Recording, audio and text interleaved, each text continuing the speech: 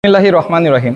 গোয়েন্দা তথ্যের ভিত্তিতে জানা যায়, সাগর পথে মালয়েশিয়া পাচারের উদ্দেশ্যে নারী ও শিশুসহ বিপুল সংখ্যক ব্যক্তিকে টেকনাফের বাহারছড়ার গহীন পাহাড়ে বন্দী করে রাখা হয়েছে। প্রাপ্ত তথ্যের ভিত্তিতে 18 সেপ্টেম্বর 2025 তারিখ বৃহস্পতিবার সন্ধ্যা 6টা হতে রাত 10টা পর্যন্ত বাংলাদেশ কোস্টগার্ড এবং নৌবাহিনী কর্তৃক একটি যৌথ অভিযান পরিচালনা করা হয়।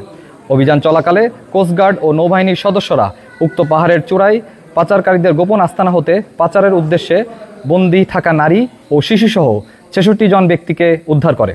উদ্ধারকারীদের জিজ্ঞাসাবাদে জানা যায়, কয়েকটি সংঘবদ্ধ পাচারকারী চক্র বিদেশে উচ্চ বেতনের চাকরি, সুবিধাজনক কর্মসংস্থান, উন্নত জীবনযাপনের স্বপ্ন, অল্প খরচে বিদেশ যাত্রা এবং বিনা অর্থে প্রেরণ করে পরবর্তীতে কর্মস্থলে কাজের মাধ্যমে খরচ পরিশোধের সুযোগের প্রলোভন দেখিয়ে টেকনাফ সহ দেশের বিভিন্ন এলাকা থেকে বাংলাদেশি ও রোহিঙ্গা নাগরিকদের মালয়েশিয়ায় গমনে উদ্বুদ্ধ করে টেকনাফের গহীন পাহাড়ে গোপন আস্তানায় জিম্মি করে রেখেছিল।